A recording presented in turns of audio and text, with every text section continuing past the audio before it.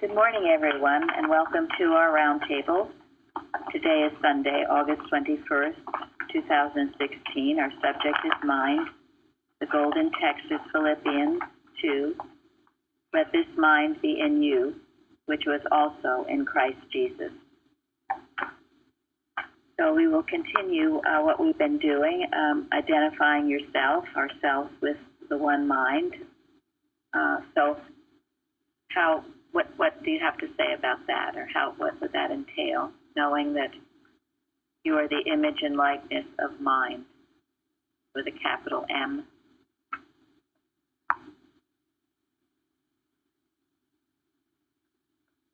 For me, it means that all of my thoughts, my intelligence, my wisdom comes directly from God.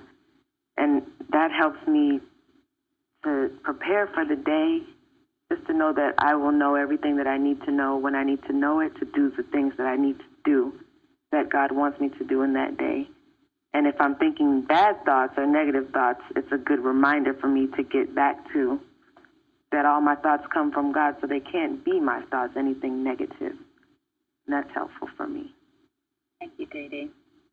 You know, Mrs. Eddy started her day knowing that God was her mind, and she was under that mind, and that all her thoughts were His. So, a very important way to begin the day, and to carry it throughout the day. I know for me,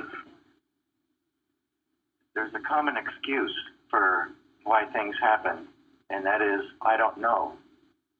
And I realized that if I ever got caught saying, oh, I just don't know, it means that I'm not willing to do the self-examination to find why I'm not in line with this one omnipotent mind. Because if I am, there's no room for I don't know. So. Thank you. That's a good thing to catch. And I know sometimes I'll be saying, oh, I don't know. Watch out for that. Why don't you know? Is it something you don't need to know? Or are you sometimes it's just plain laziness. If you don't know, you tap into the source of all wisdom, and you will find out. As Dede said, whatever it is you need to know, what you need to know. It's also important because without that, connection with the mind, the only mind, as your mind, how can the truth be revealing itself to you? Exactly. And also memory. Everything we need to remember is there. Thank you. That's a very important one these days. Your memory. And it is true. Bignell Young said that we all need a forgettery. So what does he mean by that? Get the false beliefs. Don't keep looking at them. Yeah, right. All that untrue, the Adam dream stuff, you don't need to remember all that. But anything that's important that you remember, that you recall, yes, you should remember it. It was a wonderful sound. Okay. That was all. Go ahead, Florence. No, I'm just going to, the soundness, because mind is, our mind, the mind that we have, the Christ mind is sound. It says, we're not given the spirit of fear, but of a sound mind. So the soundness that comes with that mind. That eliminates this sense of ups and downs and mental illnesses and all of those idiosyncrasies of the human mind. You have a sound mind, and one of the interpretations of that is a disciplined mind, which is also hugely important. Because why is discipline important? Because if without it, then you're all over the place. Confusion. Exactly.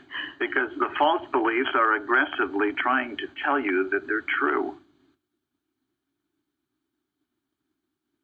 The devil doesn't give up. Doesn't stop tempting us. That's why we have to be disciplined. I find it to be ever on guard. Hey, Fairley? I find it very helpful, the passage where Christ says to the disciples, when they deliver you up, take no thought how or what you shall speak. So, I mean, when we are, because it will be given you by the Father what you shall speak. And I think of when you're in a stressful situation, if you remember that, that can be very helpful. Absolutely. Thank you. And that goes along with science and health, that mind is not necessarily dependent upon educational process. It possesses of itself all beauty and poetry and the power of expressing them. Spirit God is heard when the senses are silent. We are all capable of more than we do. The influence or action of soul confers a freedom, which explains the phenomena of improvisation and the fervor of untutored lips. Someone was saying this week, about how exceptionally beautiful the testimonies were on Wednesday, and that some who testified, certainly probably Jeremy and Luann in particular. What did you say, Luann?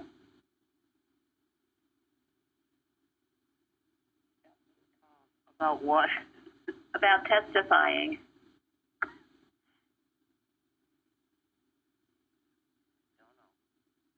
You said you never would do it. Do you remember that? That was a long time ago. Yeah, it was a long time ago. That wasn't. And I felt like it was something that would be impossible for me to do because I was so afraid to speak in public and all that. But now it's impossible for me not to do it. When I have something to say that God has done for me in my life, it's a priority for me to just get it out there and have everybody know about it. You gave us such a wonderful testimony last Wednesday. Kept on thinking about the picture of you and your family cooperating and helping and loving each other. It was just a precious picture that was left in mind when you finished your testimony. It was a truly wonderful experience to see that change and transformation in my family just by having the right thoughts. Yeah, and it was just a matter of you getting away from thinking that you were giving a testimony to recognizing that it is God's testimony using you, that it's God speaking through you. And when it's heart-to-heart speaking, it's always beautiful. Yes, and that's, the eloquence that comes through. So everyone should take heart, anyone who still has that trouble. Because, Luann was very definite that she would never give a testimony. She'd do just about anything else but that. And she gives beautiful testimony because she lets God use her. The eloquence of mind. And also, all of this that you don't want to give a testimony, what is that all about? Personal sense. Yes, personal sense, which is Selfishness. yes, selfish. And it's all about me. Listen to the conversation. I'm not doing it. I can't do it. I don't want to do it. I. There is zero God in that.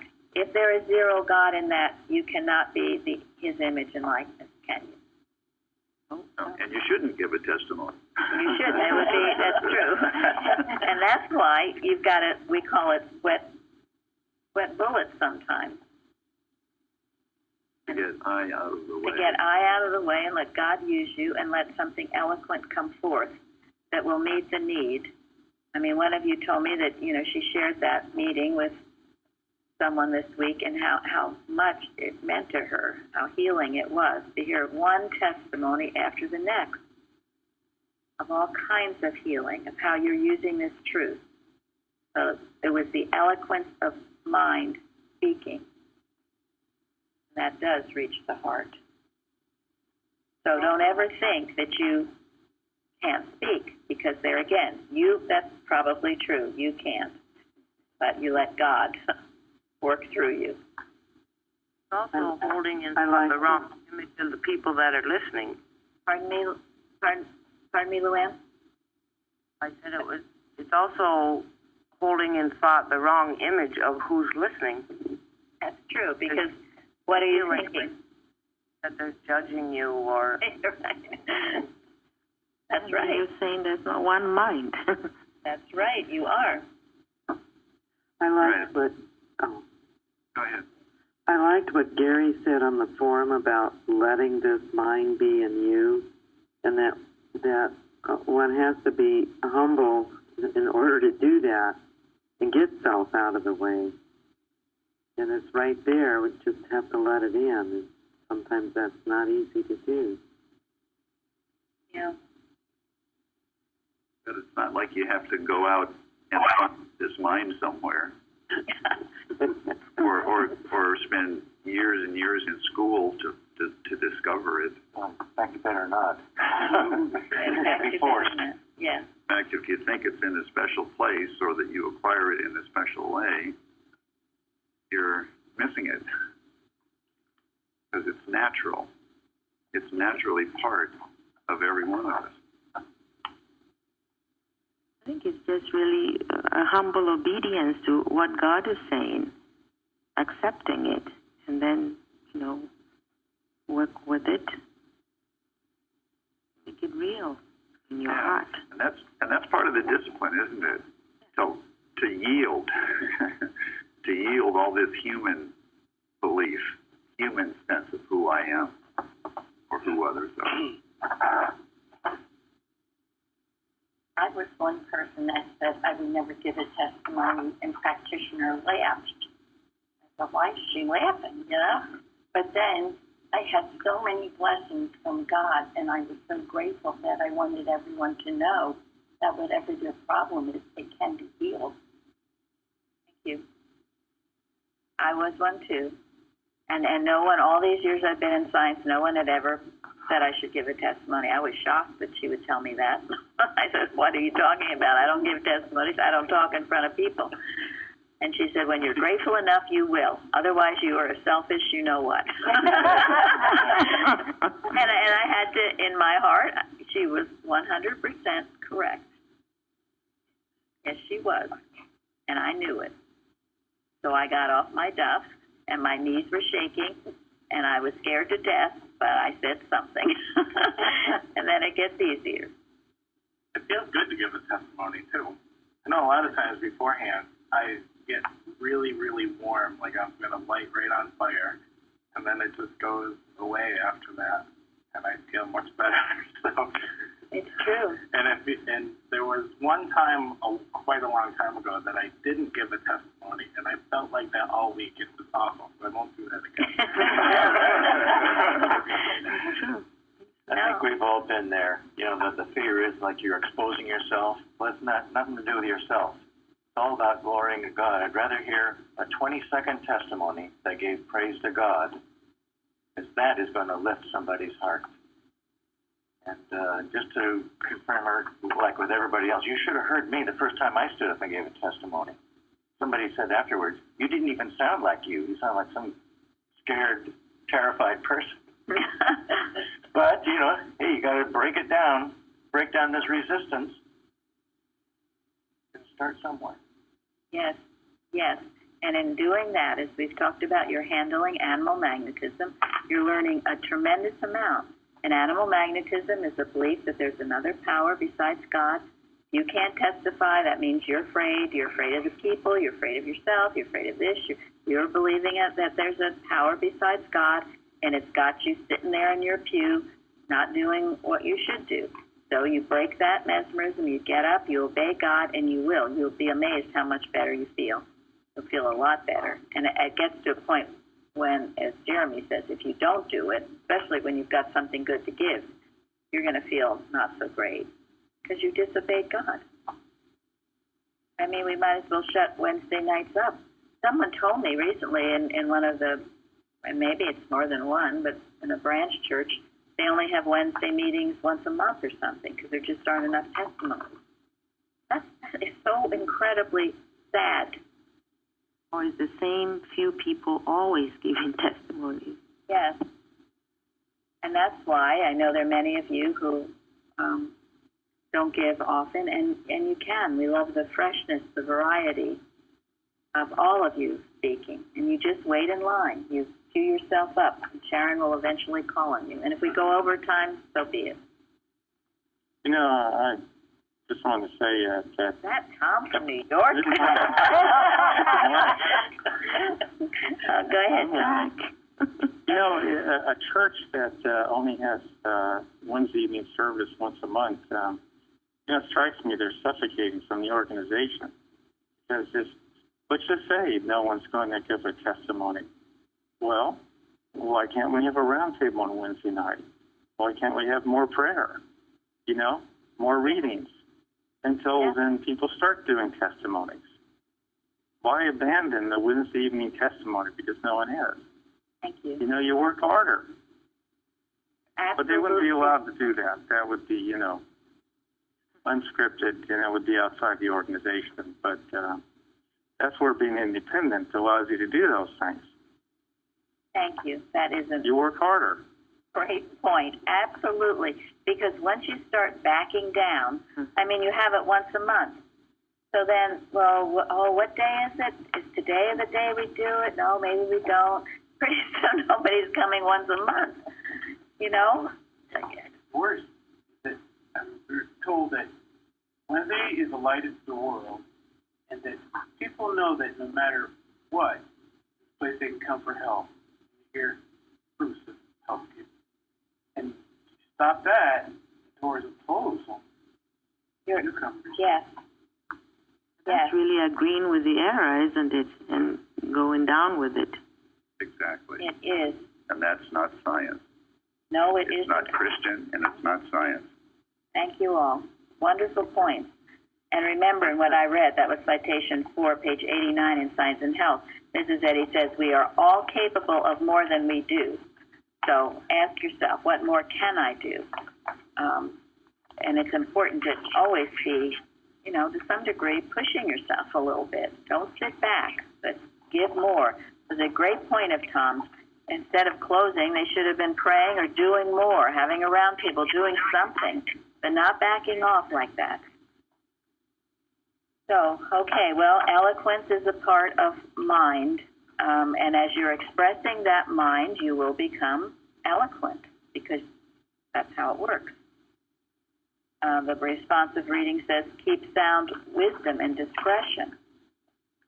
So what does that mean in relation to mind? It came to me that sound discretion and wisdom, sound wisdom and discretion, in everyday life, you need those, especially in order to carry out whatever God requires of you. And if you don't, you're not going to accomplish it. You're not going to be able to be living the life He has provided. Thank you. And where does wisdom come from anyway? And what is wisdom? A mind. Oh, God. Wisdom is God speaking to you anyway. So if you don't have wisdom, you've lost God. Exactly. And the Bible says if you need it, you ask God for it, and He'll give it to you abundantly. But if you don't have discretion, you won't be able to figure that out. Wisdom is hugely important. We've talked about that. You can be so loving, but if you're not wise about it, you're going to end up messing things up. That's why you have to pray before you speak. Yes. And in the right mind. Yes. It must accompany everything, wisdom. Christ warned that his disciples, when they went out, should be wise as serpents. Thank you. And harmless as doves.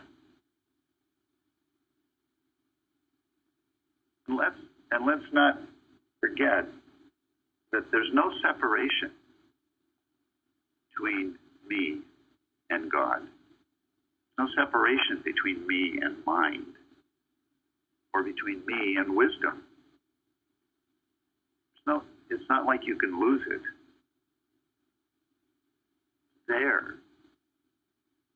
And that's what it means to be the image and likeness of mind. You are the image and likeness of mind because you are wisdom. It is innately part of you. We choose to either accept it or ignore it. Yeah, that's something I know especially Jacob likes to write about on the forum, about our consciousness. There's just the one consciousness. Ultimately, there's nothing else. But you have to know it and claim it, and you will begin to experience that. And there is no division. There's not some God out there you're appealing to, although sometimes in speaking it does sound that way. You have the mind of Christ. Have that mind, which was also in Christ Jesus. I mean, do you realize how awesome that is? You have the mind that was in Christ Jesus, so what does that mean?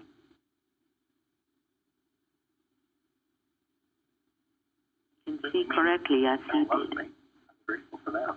What? Certainly means that God loves me, and I'm grateful for that. Thank you. Florence? You can see correctly as he did. We can. Don't put any limits on yourself. You've got the same mind as Christ. Goodness. He walked on water. He raised the dead. Just because I can't doesn't mean that God doesn't love me Right. or give me the power to do what I need to do. And if you ever needed to do something, you could know that God would provide whatever it is you need to do. Because you do have that mind of Christ. But claim it and think about it. Instead, people spend a lot of time thinking about how stupid they are, all the mistakes they've made. Or trying to understand why evil exists. Yes. Or reading books to increase their human knowledge. Those are wonderful. But in fact, you are God expressing himself right now. Think about it.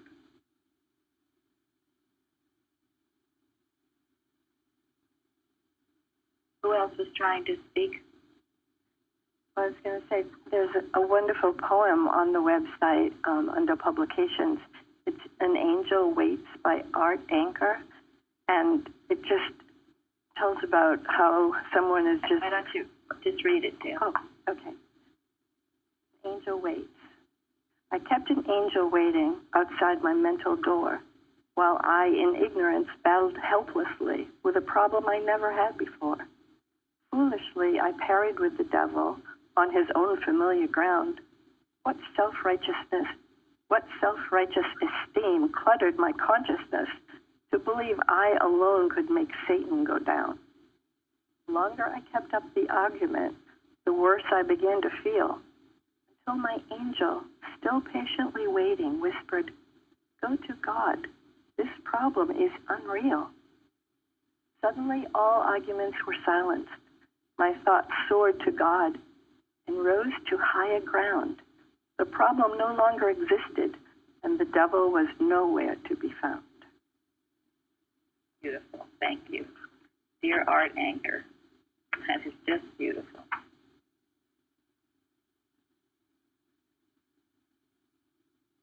Another aspect of mind, it's in the Bible, trust in the Lord with all thine heart and lean not unto thine own understanding. In all thy ways acknowledge him, and he shall direct thy path. So, again, in making decisions to what to do and when to do it and how to do it, always declare your oneness with this one mind, and he will direct your path. What does it mean to lean not unto your own understanding? Try to figure it out yourself. Right. I used to do that. I'd put the pros and the cons. All the reasons I should do something, all the reasons I shouldn't do something, and then I'd try to figure it out and get more and more confused.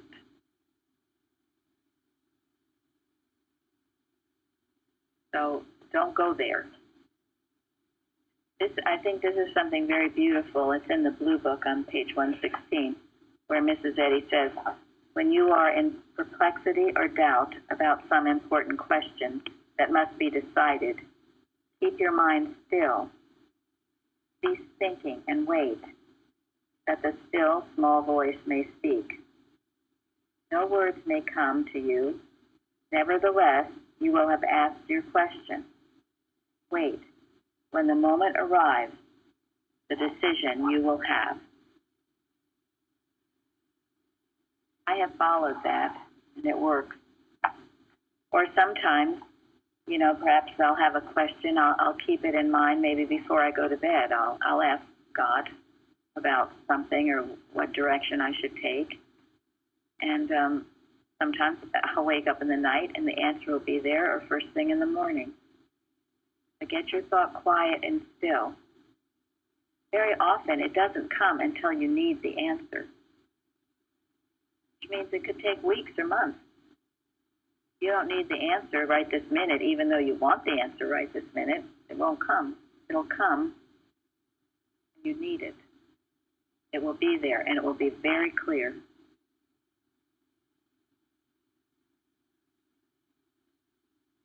Anyone else? I find a lot of times that there's lessons that I need to learn before I get the answer. Well, a lot of times, Exactly. when we do the Bible studies and roundtables, could be 3 weeks worth of Bible studies and roundtables before the answer really comes. Thank you. And isn't that encouraging? Which means that the answer is always there. It's just the timing. God decides the right time. Yes. The answer is always there. But maybe your receptivity isn't ready for it, or maybe things have to be adjusted before the answer is right for the answer to come. Because if you do it too soon, that could screw it all up, or do it too late. There's a lot of factors involved that you really don't have anything to do with. God is working His purpose out. Sometimes, occasionally, I'll think, oh, what'll happen in 2 years or something? That's such a stupid question, and I stop right away, because that doesn't matter. All I have to do is what I'm doing right now to the best of my ability, and God will take care of that. He always does. He always will. He always has. You will take care of it far better than I ever could. That is for sure. And the lesson in the Bible, it also mentions how the natural man receiveth not the things of the Spirit of God, for they are foolishness unto him. Neither can he know them, because they are spiritually discerned. And Science and Health brings out the importance of spiritual sense, which is the constant capacity to understand God. So don't be surprised, and that's why sometimes it's good to be quiet about what you're going to do, because you'll tell somebody who is in the human mind, and what'll happen. Try to be realistic. Yes. Or they may contradict what you've come to understand. Yes. By being realistic. Yes, by being realistic. Right. The question is, Or they'll be negative, too. Yes. right, they want to know why. And after that conversation, how will you feel? Later. Right. That's up. That's it. So that's why it's very important to usually just keep quiet about things that you're going to do, unless the person that you're speaking to is in the right mind or of the right And needs to know. and needs to know. But don't blab it around to the human mind, because they will. They will challenge you. They will get you confused. They'll tell you you're wrong. They won't get it. That's where the spiritual sense comes into mind. It comes to mind because it knows when to say and when to keep the mouth shut. Right. And that's also the part of the wisdom. Discretion, too. Yeah. And you know that definition, and this is what you are. So, Betty, you are the compound idea of infinite spirit, the spiritual image and likeness of God, the full representation of mind. And don't accept anything less for yourself. That is the definition of you. And make sure when you're reading Science and Health, you do apply it to yourself. And remember, it's the full representation. You're not a partial representation of mind.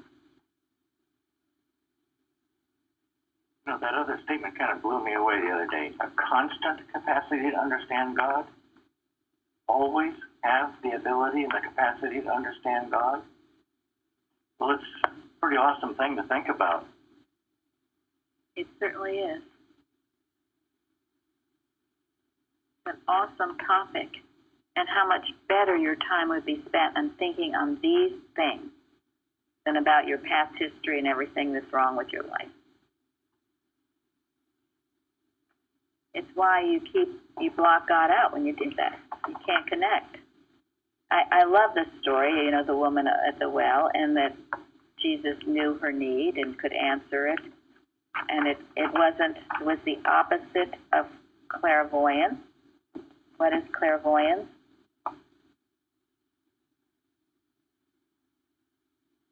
Reading the human mind. Right? It's human.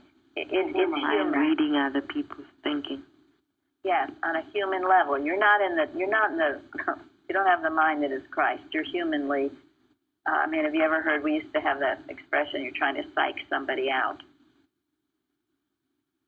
So that means, two beasts almost, where you're trying to figure out what they're thinking. And you might be fairly successful in that, on a human level, but you're not doing it to bless, are you? Show off often. Yep, show off. No healing involved. It is certainly the level of all this tarot card reading and New Age. It's human. Fortune telling. Fortune telling, thank you. Reading your palms. Astrology. It's what advertising is all about. Getting you to feel like you need something that you don't need. So you'll go out and buy it. Reaching you on this human sense of things. That's why it's so important. And this, the watch last night had to do with the spiritualization. This is the purpose of church, to spiritualize thought, to get you out of this human Adam dream concept and into the divine, the spiritual sense of things. And when you do that, you will know the need of someone. And it won't be this nosy human mind reading. You will just know it. Because God is your mind. It'll just come to you that this person needs something. You'll also know how to fulfill the need. And it is entirely opposite to this other. And this is more awesomeness. When she says, all we correctly know of spirit comes from God, divine principle, and is learned through Christ and Christian science. If this science has been thoroughly learned and properly digested, we can know the truth more accurately than the astronomer can read the stars or calculate an eclipse. And then this mind reading is the opposite of clairvoyance. It is the illumination of the spiritual understanding which demonstrates the capacity of soul, not of material sense. This soul sense comes to the human mind when the latter yields to the divine mind. So, thoroughly learned, properly digested. What does that mean? Getting the spirit of it. Yes. And Living, is that your do? Yes. living it. Putting it into practice. If you As Jesus said in the 5th citation of the Bible, John 8, the Father hath not left me alone, for I do always those things that please him. He digested it. He did what God asked him to do. And learning it is equally important. Learning the right sense of it, not the wrong sense, but learning it. And that's what we all are doing here. Getting the right concept. You have to learn it. You have to study the textbook. You read it again and again. Every time you read it, something new unfolds. Read the Bible. We have our Bible studies will be starting before we know it in a couple of weeks. This is learning it and then digesting it. The digesting it is eating it and making it part of you. If you look at a nice plate of food and you never eat it, then it never becomes part of you. You have to eat it, and by that, use it. Take it in. Digest it. You become it. Do always those things that please God. And then, look what will happen. You're going to know the truth more accurately. I mean, it's wonderful. Just as, we can foresee and foretell events which concern the universal welfare, to be divinely inspired, yea, to reach the range of fetterless mind. But this isn't something you force. This isn't something you do with human will, or this isn't something you say, I get up today and say, I'm going to do this by gosh, by darn. I'm going to get this mind no matter what.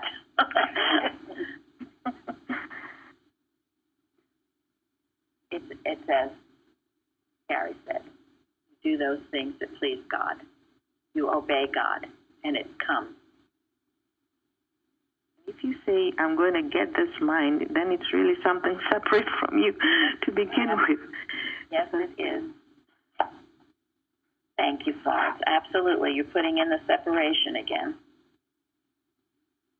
So, in the citation 11, he who understands in a sufficient degree the principle of mind healing points out to his student error as well as truth, the wrong as well as the right practice.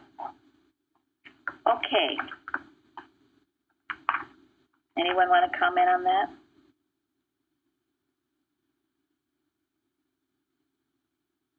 To me, that's proof that Christian Science is a science and it is logical. Why, if you're studying something that's logical, you would want to know if you're doing it wrong, and I'm grateful for that. Absolutely. Yeah, I mean, a good math teacher shows you when you make a mistake, right? No participation trophy. So you don't make the mistake again. And error comes to us not in a ugly, painful way. It comes to us appearing as something good and right and nice, right? And it teaches you to recognize it when it lies again. Be aware. Yes, if you have the proper teaching. And if not, and truly all you need is science and health. I mean, that's true. But I know I've been greatly helped by Evans. The only hope error or wrong has is to remain unconcealed. It doesn't want to be pointed out. I've seen, that's happened to me too, but I've seen it in others as well. They keep defending the wrong. They don't want it to be exposed, so they go to great lengths to keep it concealed and not brought to light. And they're so far from having the divine mind, whereas if they would just release it and let it come to light, let it be revealed, they would have that mind of Christ more clearly and function more usefully in society. Thank you. I mean, unfortunately, if Mrs. Evans had never told me to testify, I probably wouldn't have, and who knows where I would be now. She pointed out the error of my ways. You have to have a mind reading, proper mind reading in order to do this correctly. Because you see the perfect man before you correct the wrong practice. Yes. And that's really, otherwise, I wouldn't really recognize really what's going on. You're absolutely right. You have to know the right before you can correct what's wrong, and you have to have done it as much as you can within yourself. If you haven't, then you're just going around being critical and preaching to people, and that will roll a stone on their hearts, and that is awful. Thank you, Craig. You have to hold that right concept in your thought in order to correct what's wrong. And so it's always done with great love. Now, I want to tell you about someone and something. There's a man, his name is Paul Smiley. He is the founder of the Gethsemane Foundation, located in Texas. Years ago, he sent us a lot of his pamphlets and things. Kind of interesting because the cover of his pamphlets look exactly like the Sentinel. I don't know how he got around that. Maybe it's not exactly the same, but it's very familiar looking. And he's written a couple of books, which I don't have, and I can't say I've read, but I have read a lot of his pamphlets because he sent them to us. It must have been in the 80s. But he was quite scathing about the organization and what it leads to, in some ways in a very refreshing way. So I'm going to read, I found this pamphlet I'm going to read some of it to you, concerning what we just spoke about in Science and Health. He says, there is too much pretended spirituality among Christian scientists, and it seems the more important the position, the more the pretense. Where is the meekness and genuineness? Practitioners have been prattling with patients, supporting and praying for their life, substance, and intelligence in matter. When was the last time you rebuked a patient for his or her love of materiality and encouraged him or her to grow spiritually and to love purity? Practitioners can stop this error right now by not pampering the sinner. And then he gives this example, which I think is priceless. Can we imagine the prodigal's plight if he had a practitioner helping him who didn't make him change? Oh, yes, dear, you seem to have venereal disease, and there is discomfort. Well, I'll get right to work on it. You are God's perfect child. A week later, your pig business isn't doing too well. It seems to be falling apart, and that's just not true. God didn't make any such thing. 1 week later, your girlfriend is threatening to leave you. Yes, dear, I'll work. Would this prodigal have ever had the opportunity of being embraced by his father? Why not? He has been deprived of getting into the second degree, which is a spiritual degree. This short story is obviously not true about many practitioners who demand spiritual growth of their patients and who also handle sin, but it represents a large number, and the results are most evident in the movement. Now, this is always, it's dealing with effect, isn't it? Yes. And so there is no change. And yet I know, certainly before I found this church, what was happening, it sounds absurd, but it was true. You tell a practitioner, it doesn't matter what your life has been, and they're just trying to clear up the effect. Does it work? No. No. Not lastingly, anyway. No. No. So, as a practitioner, and we're all practitioners, once you take up the study of science, you become a practitioner. It's a requirement to rebuke an error, correct it, to point out what's wrong. First, in yourself. And then, as it comes to you, in others. With what motive?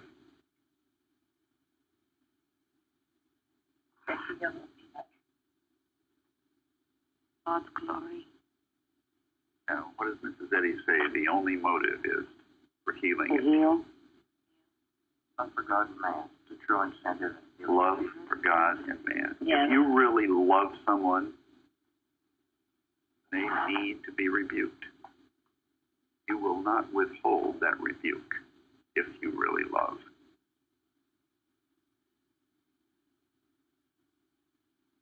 And again, I found in my own experience when I was dealing with these thoughts within myself, and then I could see it to help someone else.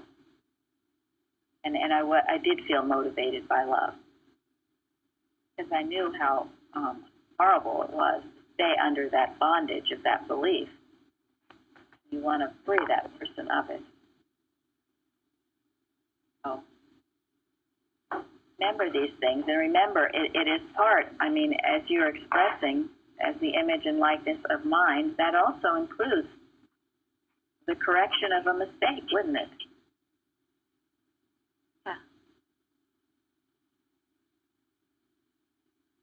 It's intelligence, the intelligence that's needed. And you all possess it. Everyone, because you are a child of God.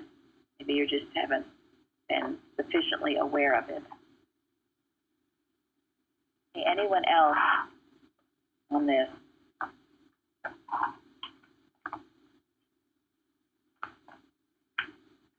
What about error of any kind cannot hide from the law of God?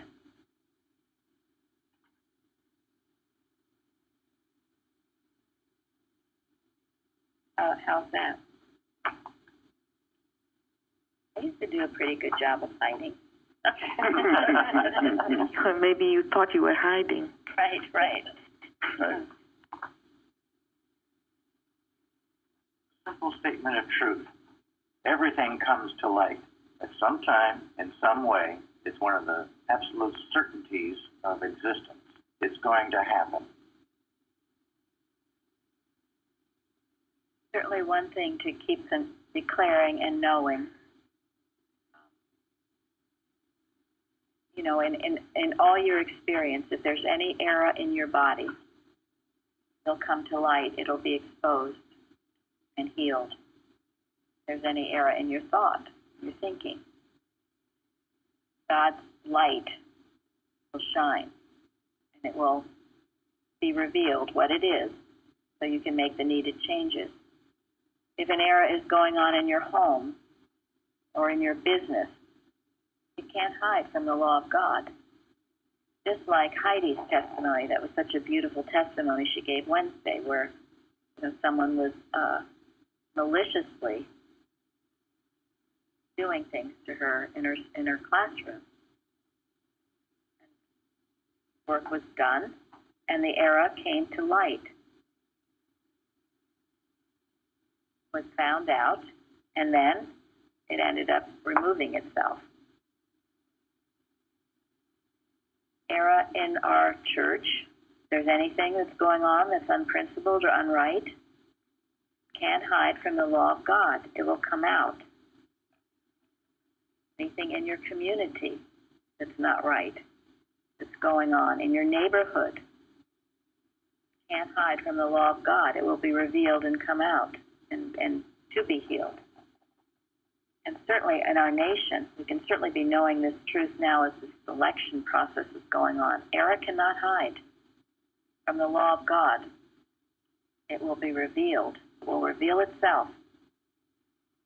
God's light is omnipotent, all-powerful. It reaches every place, the dark corners of the earth, as Betty says. And then again, we go from our nation to our world. One statement of truth like that is tremendous when we use it and when we know it. And all we're doing, we're not actually changing anything, are we? What are we doing? See it correctly. Yes. Bringing to light what is already true and there. It will be apparent. And that's the reason that error can't hide. That's the reason. Because it was never, ever true or real in the first place.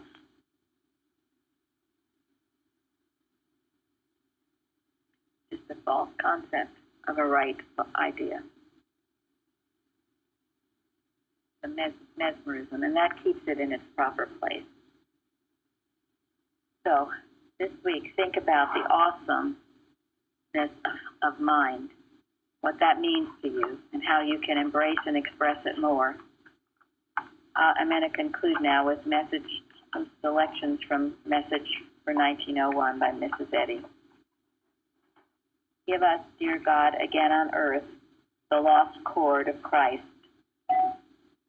Solace us with a song of angels, rejoicing with them that rejoice, that sweet charity which seeketh not her own, but another's good, yea, which knoweth no evil. The question oft presents itself, are we willing to sacrifice self for the cause of Christ, willing to bare our bosom to the blade and lay ourselves upon the altar? Christian Science appeals loudly to those asleep upon the hilltops of Zion. It is a clarion call to the reign of righteousness and the kingdom of heaven within us and on earth, and love is the way, always. Finally, brethren, wait patiently on God, return blessing for cursing, be not overcome of evil, but overcome evil with good, be steadfast, abide and abound in faith, understanding, and good works. Study the Bible and the textbook of our denomination. Obey strictly the laws that be. And follow your leader, only so far as she follows Christ. Well, Amen. We'll have a wonderful service now, and thank you all for joining in. Thank you. Thank you. Thank you.